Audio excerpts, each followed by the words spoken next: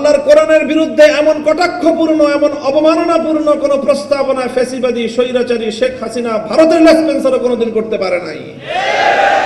বর্তমান বাংলাদেশের 5ই আগস্টের বিপ্লবের রক্তের উপর বসে এই প্রস্তাবনার এক চুল পরিমাণ যদি বাস্তবায়ন করতে হয় আমাদের লাশের উপর দিয়ে করতে হবে, আমাদের রক্তের উপর দিয়ে করতে হবে।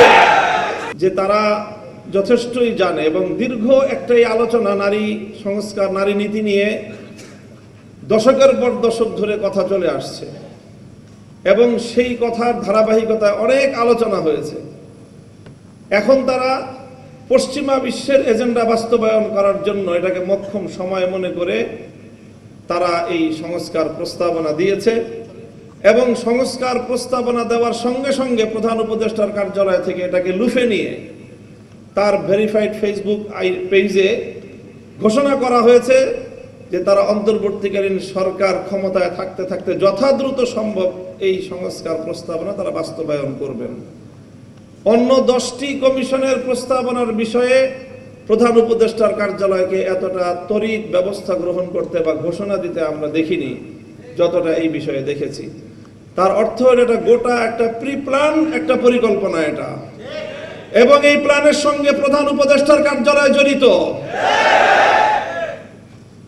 মঞ্জু ভাই বলেছেন আগে বুদ্ধিবৃত্তিক দরকার, তারপরে নাকি আমাদের মাঠে নামতে হবে বা শক্তি প্রয়োগ করতে হবে। আমি ওনার কথার সাথে শতভাগ একমত পোষণ করছি।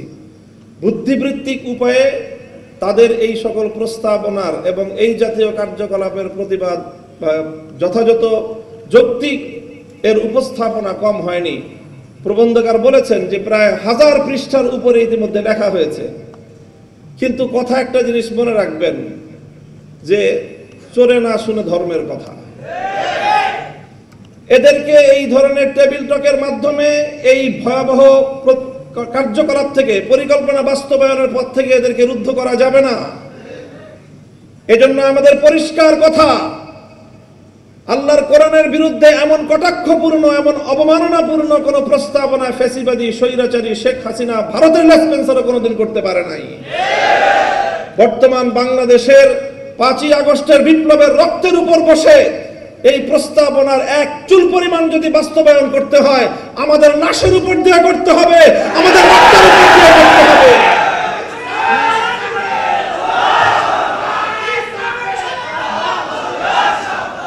আমরা পরিষ্কার বলতে চাই, নারীর কাঁধে বন্দুক রেখে ইসলামকে ঘায়েল করবার এই দুরভিসন্ধি বন্ধ করুন।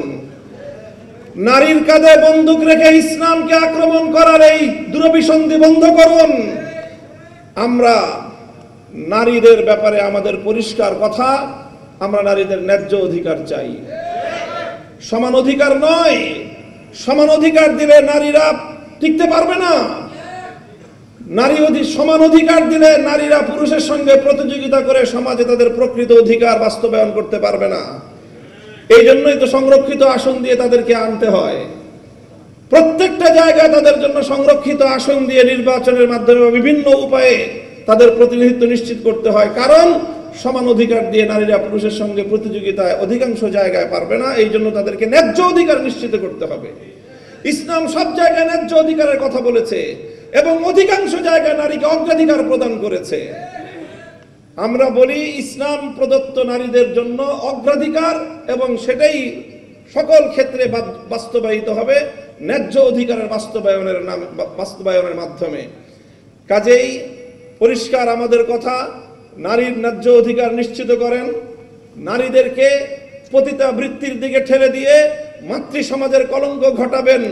এদেশে সভ্য সমাজ বেঁচে থাকতে আপনাদের ওই সমাজকে ধ্বংস করার, বাংলাদেশকে ধ্বংস করবার অপতৎপরতা ইনশাআল্লাহ বাস্তবায়িত হবে না। আমি আমার বক্তব্য এখানেই শেষ করছি। আবার বলছি, বর্তমান সরকারকে দেখেন, আমরা 16 বছর যুদ্ধ করেছি, আমরা ক্লান্ত। কিছুদিন আমাদেরকে একটু বিশ্রাম নিতে দেন, একটু ভালো ভালো কাজ করেন।